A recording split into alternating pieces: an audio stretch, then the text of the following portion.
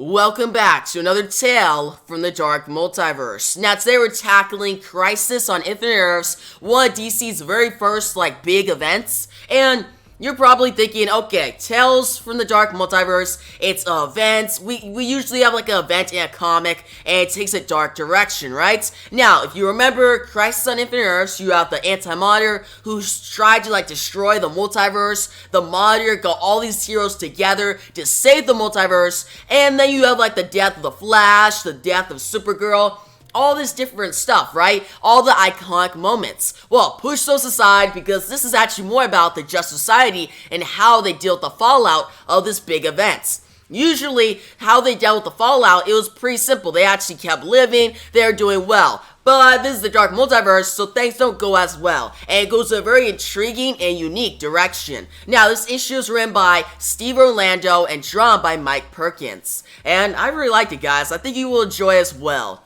So, if you guys are ready, let's dive into this issue. The Tempest Fugonaut sits on his rock, and he looks for a hero in the Dark Multiverse who could save everyone in this upcoming secret crisis. Now, he searched far and wide, but he hasn't found what he wants yet. Now, he goes to this universe that has Crisis on Infinite Earths, this play on this event, right? But a more darker version of it. Now, Tempest Fugonaut says, "See here, the Crisis on Infinite Earths. Above, a new Earth was forged predominantly from Earth 1. But below, it was not Earth 1, the world of the Justice League. That was the seed. But Earth 2, the world of the Just Society of America. Here in the aftermath, it was Kal-El of Earth 1, not Kal-El of Earth 2, who gazed in horror from the cosmic treadmill, finding a void where once his home had waited. It was the Justice League, not the Justice Society, who faced their last days, as New Earth faced its first, while above, the Justice Society disappeared, locked in endless battle to avert Ragnarok. Here, when Surtur and his armies rose to strike the world, the Justice League stood against him instead. And though mighty, when the Justice League fell, they did not rise. We see Surtur, he attacked this world, and the Justice League, including Wonder Woman, Hal Jordan the Green Lantern, Batman, Green Arrow, they all died. They didn't come back up. Now, that's when the Tempest Fugonaut continues to say, the Justice League were heroes, yes. But their numbers were fewer. They were strangers on this new Earth, confused and unremembered, reeling from the crisis, and absent Kal-El, who was taken to his reward with the Lois Lane of Earth 1, while Alexander Luthor ferried them to a pocket dimension. The Justice League bowed to their last. And the true tragedy of this new Earth began, for just as soon as it was born, this world, with all its potential, came under fire. Still, wet from birth, barely able to defend itself, here was the doomed reflection of a healthy Earth, for Surtur to destroy. We see Surtur, and he's above the White House. He's burning the world to a crisp. Now, that's when we see all these soldiers. They run away. They try to survive, but Surtur just lashes out. He starts killing everyone with fire, with his actually fire sword. Now, you see a flash. Now, this is Surtur says, "Who would dare?" Now we see Jay Garrick, he runs up, and we see the Just Society. They all come up in all their glory. Every single hero of the Golden Age. Now, Alan Scott says, "We set the Anti-Monitor packing. We defended our world for decades. We saved reality itself. So ask yourself, Surtur, do you really want to test the All-Star Squadron?" Now you see an older Superman right behind Alan Scott. You see all these heroes. Now, Surtur says, "You address me by name without giving your own. Wait, no, I may know you. That symbol." Now, Surtur shows the costume, the uniform of Hal Jordan, the Green Lantern. Surtur killed him. Now, he continues to say, "I believe I've seen something similar before. This Green Lantern spoke big like you. He had no fear of me, so I bit off his arm, ring and all. As he gazed at his flailing stump, I saw his blood alight from within. as I did with the heroes of Asgard, as I did with the shell-shocked wastes of your Justice League. Destruction is my sole function. So much for no fear. All that means is you die stupid instead of wise. Now Alan Scott looks at the burning uniform and the lantern ring, and he says, hell no. Yeah, we heard about you, Surtur. We got our own angry ghost who knows your whole story. The Spectre didn't take you lightly. He sent the Justice League ahead. Now, Alan Scott clenches his fist as he gets the power of the Green Lantern. He says, but they weren't the world's only defense. You want to come here and try your hand at extinction? Ask around. We're damn good at putting genocidal maniacs in their place. Now, that's when he stands in front of all the heroes and he says, my family, my friends, we will never stop fighting people like you. Surtur says, then your friends and your family will never stop dying. Now, that's when Alan Scott says, you heard the man, All-Stars, give him hell. That's when we see all the heroes, they charge at Surtur, and Surtur says, you pack of flesh-wet fools. Hell is what I bring you. Now he slashes his sword, you are choom. We see Hawkman, Silver, Scarab are just slashed in half. They're killed. Now Hawkgirl says, Carter, Hector. Now Dr. Fate says, weep later for Hawkman, the Silver Scarab, Hawkgirl. Join me and avenge their fates. Now Hawkgirl charges at Surtur and says, together, Kent. Now Surtur says, yes, a burning magician. Join your friends together at my feet. Now he starts to slash and kill all these heroes you have sizzling at shock. Surtur says, can you sing, bird? Now Hawkgirl says, I'm coming, Carter. Her face is slashed with fire. She screams. Now Surtur says, useless. Ward's your weapon, though.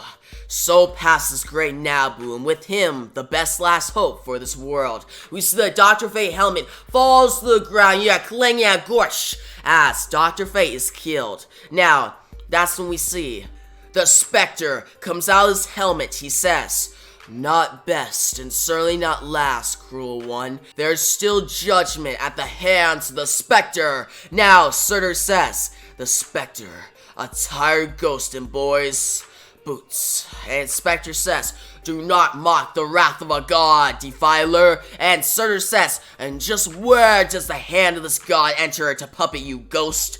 Though your point is fair, why mock when I may feast? Now you're a clump as the Surtur unleashes fire and he destroys the Spectre. The Spectre falls to the ground. You're a splort as the Spectre is gone. That's when the Atom says, good lord, there goes the big guy. Another hero says, keep moving, Atom. Spectre's body is falling fast. Now it's when we hear a choom and we see all these heroes continue to get killed.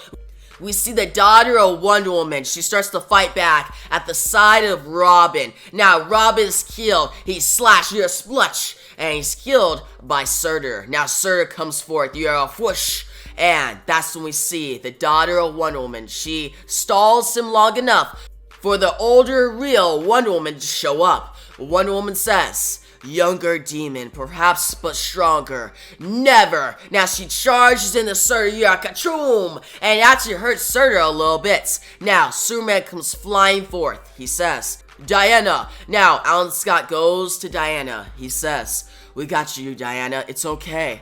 Diana says, no, Green Lantern. While that creature stands is anything but. Now Surtur says, well struck, hag. You weaken my jaw.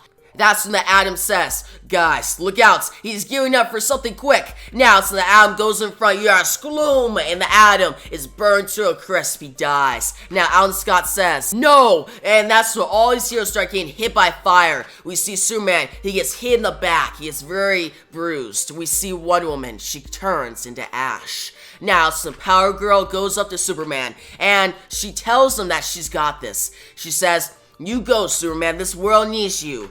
I'll buy you the time. Now, Superman says to her, no, Kara, Supergirl already fell. I can't let the same happen to you. Now, Power Girl says, Kara Zor-El knew what her cousin meant to the world. Kara Zor-El is no different. This monster is not going to kill Superman. I will allow it. Now, so we see Surtur. He gets his big fire blade, It goes to attack Power Girl. Now all the heroes got away. But we see a Thum, and we see Surtur. He walks the land with fire as the world goes ablaze. He says, "This blood, this fire is the start.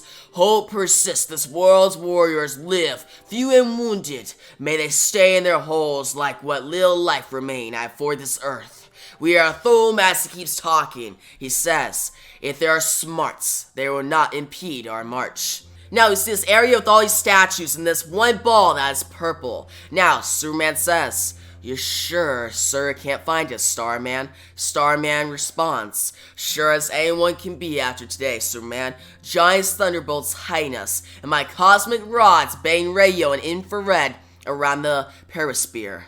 And then, that's what Alan says. "We got science and magic on our side." Now, that's when we see Wildcat inside. He says, "Sure, Ted, and not much else. Anyone got more string? I keep popping these damn stitches." Now, Hawkgirl looks at the fallen helmets of her beloved Hawkman. She says, "Be with me, my love. I will join you in time, after the fire and blood."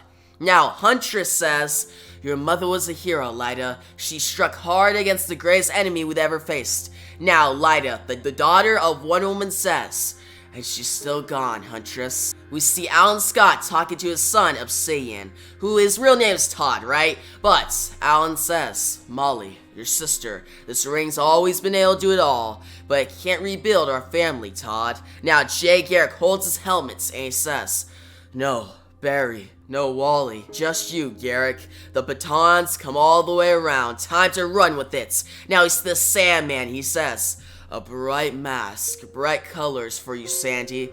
Never again." Now we see Superman with Lois Lane. He says, "I left her there, Lois. I left her down." Now Lois says, "You did no such thing. Kara is a grown woman, Clark. She made her own choices." Now we see Johnny Thunder. He says, "Hold it together in there, buddy. They're all counting on us." He has Thunderbolt inside this one pen, right? This big, powerful being. Now, we see Starman with his cosmic rod. He says, "And there's a whole new Earth out there counting on us, Johnny. But from the crisis to this new war, if there's one thing I know about the Just Society, well, we're survivors." We see all these heroes, the survivors of Earth, including Aquaman, around this table, that instead of saying the Just Society of America, it says the Just Society of Earth. Now, that's when we share to some character moments, right? We see Superman talking with Lois Lane, and he doesn't think he can save the world. He lost Krypton, but he doesn't want to lose this world.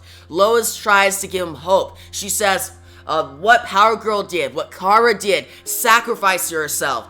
She did that because she was a part of the L family. She had a lot of hope. She had a lot of courage. But one thing Superman's and the people a part of the L family do not do is they pretty much relinquish themselves in self-pity. And that's what Superman is doing. He feels a lot of pity for all the people who died. He doesn't know if he can move forward. But Lois pretty much reassures him that he will. He'll keep hoping. He'll inspire people. He'll save the world. Now, Superman says to her, "Lois Kent, you've always known how to catch me." Now we see Sandman. He looks in. He looks at all the different nightmares, how he started this. And now he's at the worst nightmare that he's ever been in. Now he sees his nephew. He sees all the people he loves. He wants to get there someday. But he's stuck in this endless cycle of nightmares. But he must keep fighting. He gets his weapon ready. You're at shock. He's ready to fight Surtur. Now, that's when we shift to Wildcats. Wildcat says, "Hey, Johnny." Now, Johnny says, "Well, you finally did, Ted. You're more bandaged than man." Now, Wildcat says, "Stitching myself up's become something of a ritual. Helps me remember the last fights, so I can come out ahead in the next one. That okay with you, Johnny?" Now, Johnny says, "I never tell Wildcat how to fight, especially when my own magic corner man is afraid to show. I never thought I'd be one of the last ones standing, you know. I still remember joining up. Johnny Thunder, the Just Society kid recruit with his all-powerful thunderbolts, ready with a miracle at a moment's notice. I'm not a kid anymore, Ted. None of us are, but right now I feel like one.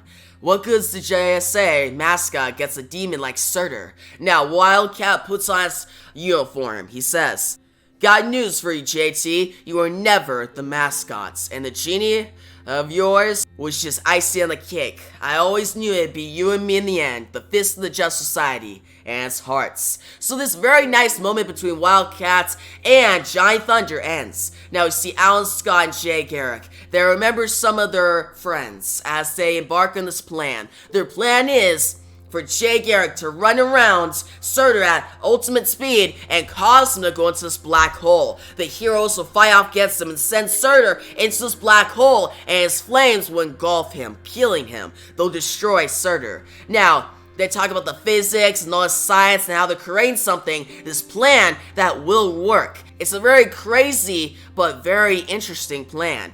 Now, since Starman says our man would kill to see this, or Midnight's, hell, they laugh for a little bit, but then look down in sorrow. Now, Starman says, we're gonna beat this monster, Flash. Now, Jake Garrick says, you and me, Starman. Now, Starman gets out his cosmic rod. He says, myth or not, the right idea always beats the right problem. If the beast burns like a sun, Jake Garrick concludes his sentence. He can burn out like one too. Now we see Hawk Girl. She's talking to Huntress. She's ready to beat Surtur, then die, and join her loved one, Hawkman, once again. They keep going through Resurrection. Now we see Huntress. She's the daughter of Batman and Catwoman, and she has a brother, Robin. She must avenge how they died. Now, Hawk Girl finally decides to become Hawk Woman. She's gonna save everyone, and she's going to go with all these heroes. Now, Aquaman walks out. Everyone's surprised he's here. He never joins the fights, but he's there because it's time that he helps them. The underwater, the sea is a part of this world, and it will not be destroyed by Surtur. Now, we see the daughter of Wonder Woman. She waits. She doesn't think she could go on. She's a fool if she could think she could go on. Now, that's when she gets a message from Diana, Wonder Woman, the final message before she died. Now, she tells her daughter that she could do this, that she'll make her proud, she could save the world. Now, the daughter of Wonder Woman, Lyda, looks at the tiara. She puts it on. She's ready to be the true Wonder Woman. Now, we see Alan Scott and Obsidian. Now, Obsidian, his real name's Todd, is actually the son of Alan Scott's. Now, Obsidian says, Surtur's on the march, Alan, and we just hide here in the dark. This plan Starman and Flash have. Do we know it'll work? How do we know anything right now? Now, Alan says, Todd, I'm sorry for this. Not just for today, but for the years I wasn't there for you. Now, Todd responds, you didn't know I was alive, me or Jenny Lynn. Now, Alan says, and I curse myself for it, but I'm here now. Now, Todd says, my mother's long gone. I lost a stepmother and a sister I'd hardly met. Maybe it's better I didn't have time with them. Maybe this hurts less. So don't apologize, Alan. It's not like you can always save the world. Now, Alan says as he looks at his ring, my friends followed me today.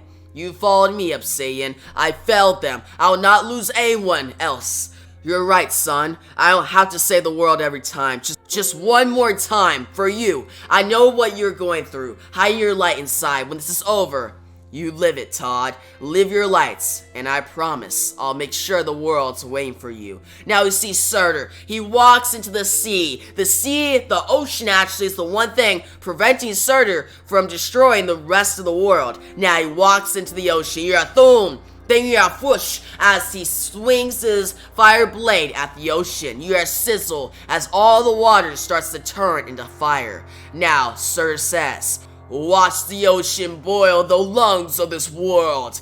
That's when he continues with this army of all these demons to go into the ocean. Now, that's when we hear a splash. Someone is coming. A new team. That's when we hear from Superman. He says, not something, Surtur, someone. The ocean you mocked just smothered all but the dregs of your army. You're trapped here, Fire Lord, alone against the Just Society of Earth. We see Superman, Obsidian, Hawk Girl, Starman, Alan Scott, Green Lantern, Lyda, the new Wonder Woman, Sandman, Aquaman, Giant Thunder, Wildcats, Huntress, and Jay Garrick Flash. Now, Surtur says, Ha! Such moral logic to willingly craft your own destruction. Now Alan points at him and says, "You think you're the first one to hurt us, Surtur? We've been down before, but the Justice Society always gets back up." Now Wildcat says, "That's right, big man. You took your shot. Now it's time for round 2. Now he continues to say, "And after what you done, the JSA could go 1,200 rounds easy." Now Surtur says,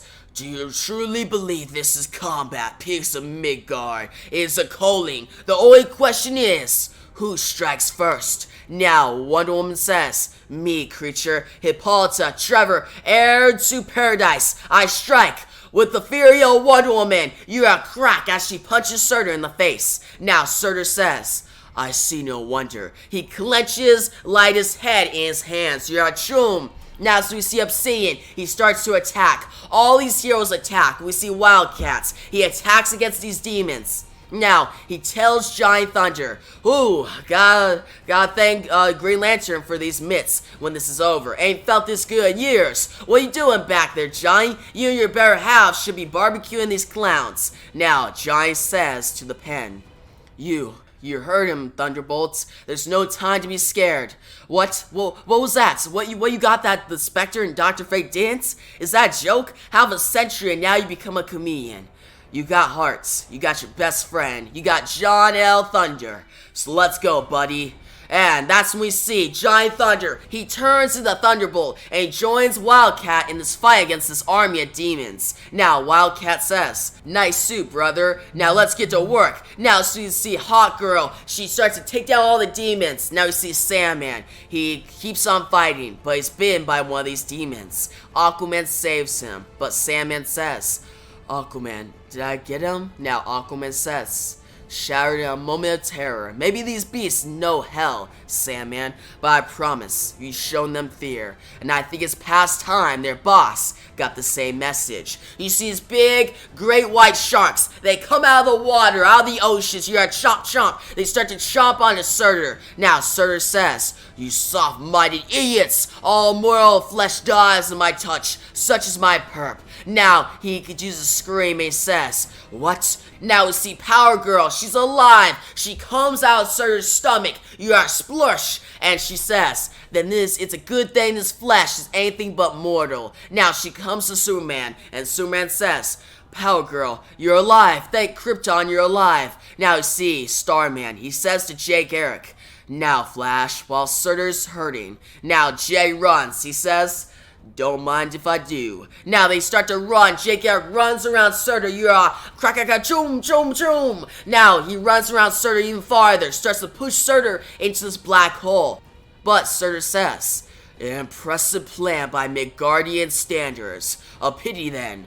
There will be no Flash to complete it." He swings his fire blade and cuts Jay Garrick in half. You're scleric. Now, that's when Alan Scott says, we can still do this, Ted. We'll blast him into space." Now Starman says, his sword, "Get behind me, Alan. Get behind." Now we see Starman. He's hit. He's slashed by the fire blade. Yakachoom. Now, that's when Surtur says, "If you're so desperate to rend my bowels, have them." See all his guts. They pour out into the streets. You're a plotch. Now Superman says, "Wildcat, Starman, Giant, Aquaman, everyone! You hurt my home, you hurt my family, you've taken enough. You're so sure about the power of fire, Surtur. But it's ice you should worry about." He starts to use his freest breath. He blows it at Surtur. Then he punches Surtur in the face. Yakachok.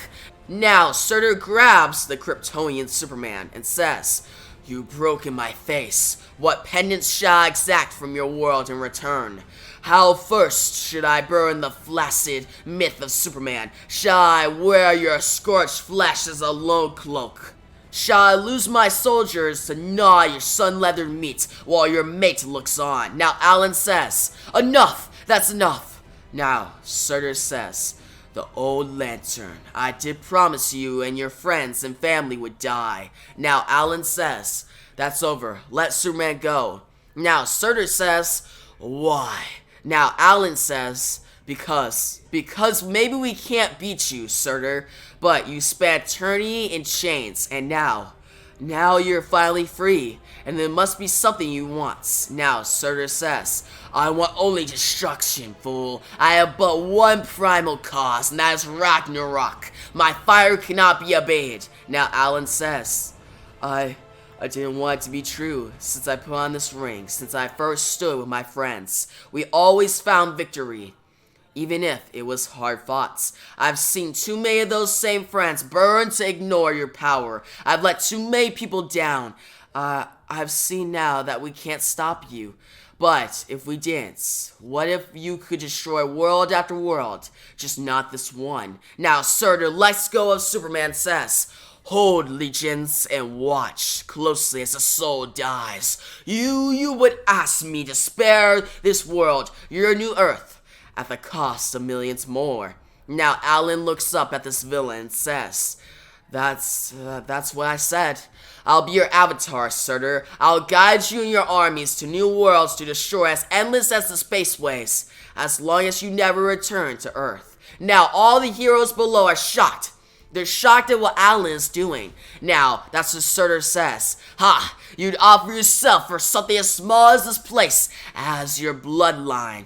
You're Superman, your weanling world mean nothing. Destruction is its own end. Earth is not unique to me, but you'd offer all to defend it. Your dignity that is more delicious to devour than any world. Your daughter, your wife, your allies, all fell by my hand.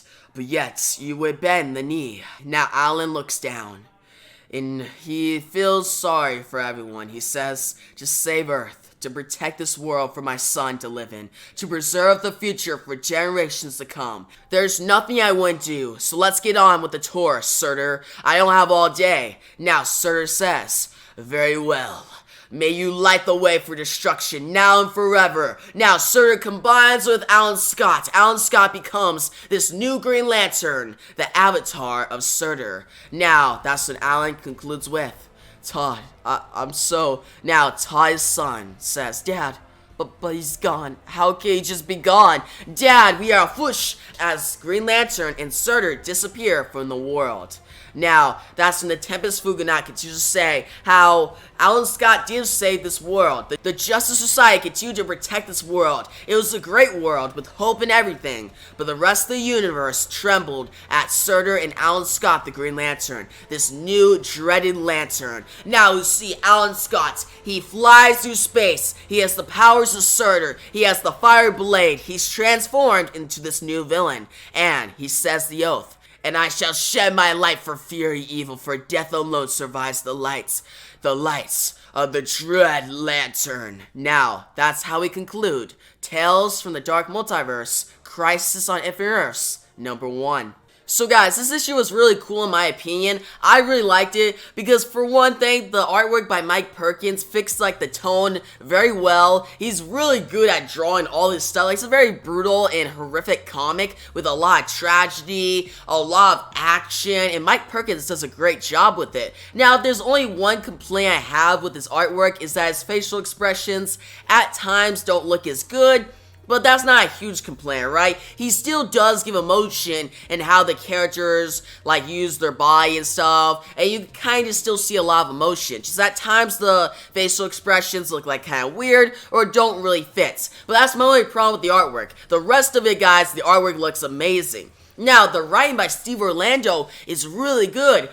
Because when I was going into this, I knew it was going to be about the Just Society because Alan Scott was on the cover. And it was they said it was in like the synopsis of the issue. So we knew we weren't going to get like another rehash of Crisis on Infinite Earths with maybe like Antimatter like taking over the multiverse and being like an antimatter universe, which I'm happy they didn't go with that. Yes, that does sound interesting, but I feel like this is a lot more interesting because guys, we got Surtur, who's a really good villain, who is trying to cause like Ragnarok. He's a powerful villain, and he does a lot of messed up things. Now, seeing all these heroes, like the All-Star Squadron, the Just Society of America, and then they form into like the Just Society of Earth, it's really cool seeing all these Golden Age heroes, like Alan Scott, Green Lantern, especially Jay Garrick, the Flash, Sandman, Wildcats, we got Starman. It's really great. I really like it, their interactions, and actually probably one of my favorite moments in the issue issue is after the whole first battle where all these heroes died. They're out in this little spear, right? And they're trying to plan to stop Surtur in the meantime, right? And we have all these character moments where two characters talk to each other, right? We have Superman and Lois. They talk to each other. And we see how Lois pretty much gives hope to Superman. It's a great scene. We have Alan Scott and his son, Obsidian. It's a really nice scene. We have, like, Jay Garrick and Starman. And we see Wildcat and Johnny Thunder. We see all these different Justice Society members talking with each other. And not only does it give nostalgia to, like, the golden age of comics, but it's very tragic. And it's written very well. And I like it. It's done very well because they could have easily just had that first part of that whole scene where you see all the heroes and they say, hey, we're the Justice Society of Earth, and then we skip ahead to like the whole plan and they go to fight, right? No, instead we get these character moments that really are some of the best character moments I've seen in a while. They're really good. The artwork's great there, and the writing's fantastic. Now, we get to the ending, this big fight goes on, and they are actually losing, guys. There's actually a point when they're about to beat Surtur, but Surtur gets the upper hand and kills Jay Garrick. Again, this comic is brutal. Now, the ending with Alan Scott giving himself to, in a way, becoming like a herald to Surtur, and he's just going across the universe now, destroying and devouring other worlds. While Earth is just all good, right? He pretty much sacrificed the rest of the multiverse for this one world, for his son. And you can see where Alan Scott is coming from, but it's a very tragic and dark way to go out, guys. It is the dark multiverse, I know, but I was still not expecting it to go that dark. Like, it was a really good ending, and I would be fine if they continued the story in another comic, because it's really new. It's not just like, okay, this event that has like a dark ending. No, it actually flips the whole Crisis on Infinite Earths event on its head and then adds on to it. In a way, it creates its own new lore and gives nostalgia to Golden Age superheroes. Now, guys, overall, I'm gonna give this issue a 9.5 out of 10. I loved it. It was great, guys. This was one of my most anticipated Tales from the Dark Multiverse issues, and it delivered. Now, guys, next we have Dark Knight's Metal, which is very meta because the Dark Multiverse was created in the Dark Knight's Metal events. So, to have an issue about that event getting darker, I'm excited. But yeah, guys, tell me your thoughts on this issue, though. This version of Crisis on Infinite Earths below. And guys, if you like the video, give a big thumbs up. New to the channel, make sure to subscribe and hit the notification bell so you don't miss out on my next tale from the Dark Multiverse. But yeah, guys, thanks for watching and peace out.